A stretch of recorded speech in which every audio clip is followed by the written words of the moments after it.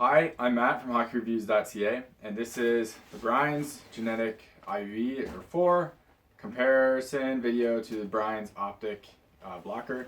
So I did an unboxing of this blocker. I did a review of this blocker in the past. So now here's a comparison between the two because a lot of people are questioning what kind of the differences of them are. So this will be done throughout the whole set. But first, here is a look at the blocker. So if you've seen my review of this Optik, which I suggest you check out, it is not a favorite blocker of mine. In fact, I'm pretty disappointed in it. And with that said, I use a different blocker instead of this one because I'm not a huge fan of it, and it's why I really like the 1X blocker. So I guess we'll kind of just go over it right away. The whole style of these are pretty different. You can kind of see it just looking at the side. The sideboard of this blocker is not kind of based on the side of the sidewall like it is in the Optik. It's based underneath, as you can see. I've seen this done different ways, well in some ways, and well in both ways. The 1X is more like this style, where the 1S is more like this style.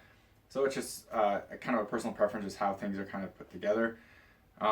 I have huge problems with this blocker where I find anything that hits here doesn't really get stopped because it flexes too much and bends too much. So when you try to close that hole, it doesn't really close holes well. Whereas the 1X and 1S or the Supreme blockers, I find when you try to close that hole, this stays rigid, so it's easier to close. On the GNetik, it is a bit stiffer. It's not much stiffer, as you can see, but this piece is at least a bit harder foam compared to the very weak foam on the Optik. It's a bit stiffer there, so it's a bit better in that regards. So that was my big complaint about the Optik. But I guess while still talking about the sideboard, I'm a huge fan of what Brian's does in terms of graphics. I think the Optik is one of the best looking blockers in terms of overall graphic. Like right here, you have my simple design, and it kind of carries over into the thumb. I really like that. It's not boring. It looks good when you're in your stance and when you're moving around. Same can be said about the GNetik. As you can see, the face, and then it kind of carries over with the same design and same materials on the inside as well. I really like that. It's not very important, but I figured I'd talk about it anyways. As you can see, the boards aren't like extremely different in terms of shape. You got a little bit more curve on the GNetik. You can kind of see here. So you have a bit more curve on the GNetik, but here on the side, you can really see the sidewall difference, where this one is thick all the way through the side and this one angles inwards. It's kind of similar on like right here as well, but these are more similar on the two than really differences. They both angle to thin out, but on the side you can kind of really see that where this angle comes down and the GNetik doesn't. Weight wise, the Optik is definitely lighter, not by much though. It's very, very similar. I didn't weigh these because I find that companies are just kind of racing to a number and it just becomes like a marketing number. And I don't really agree with that because to me it's more about balance, and it's more about like how the pad performs or how the product performs rather than just getting this as low as weight as possible. But as we're here, I can kind of talk about the cuffs. A normal GNetik has this BOA system. I do not like the BOA system. I mentioned that in my review. I'll mention it in the review for this. So I went with a more traditional one. So as you can see, my traditional one has a normal kind of piece right here, which Velcros on, and it has a normal Velcro down there. I'm not sure how the traditional version of the Optik would be, but anyways, here's how the two look.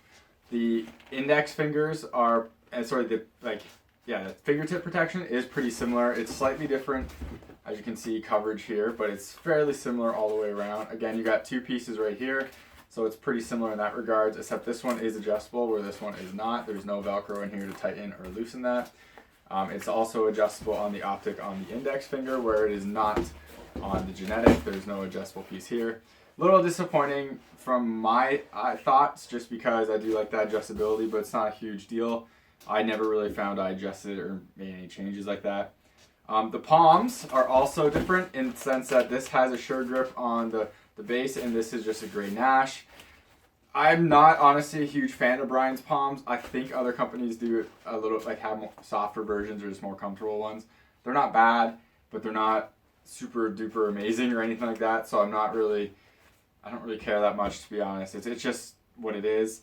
You can kind of see the difference in the thumbs on these as well. I was pretty critical of the Optik in terms of how this piece is and how soft it is, and here's, you can kind of see it's a bit harder on the GNetik.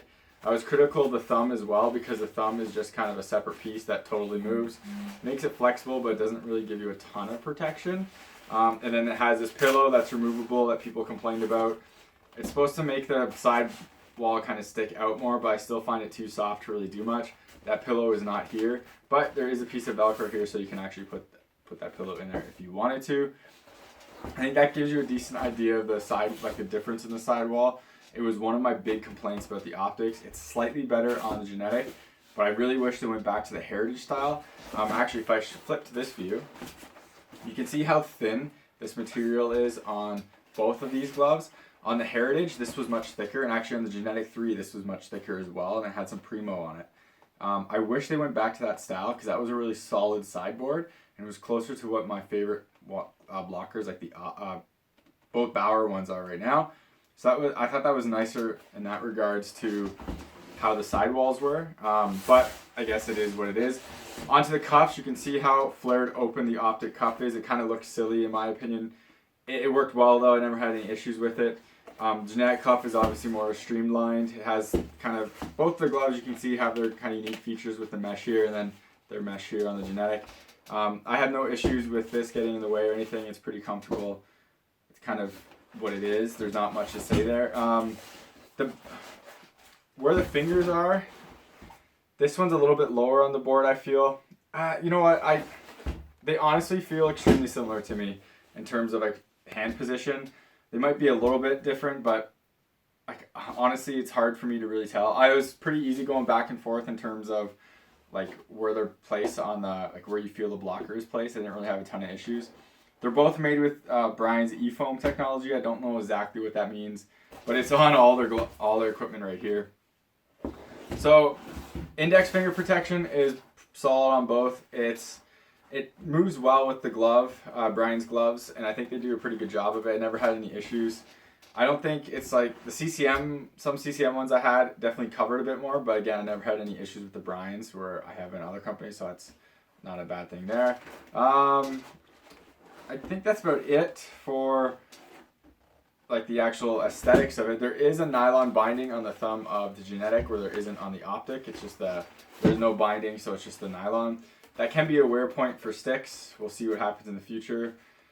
I found that when there is not nylon here, it does get stuck on grip sticks. I had that issue with the Bowers, but regardless, we'll kind of, I can't really tell with not as enough use of it.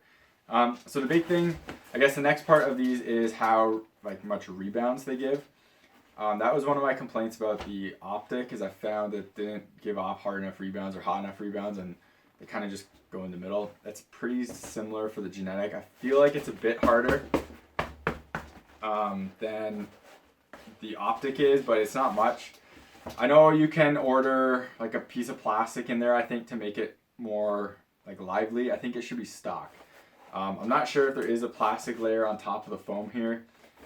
I haven't taken it apart, and I'm just kind of going off of my experience of usage.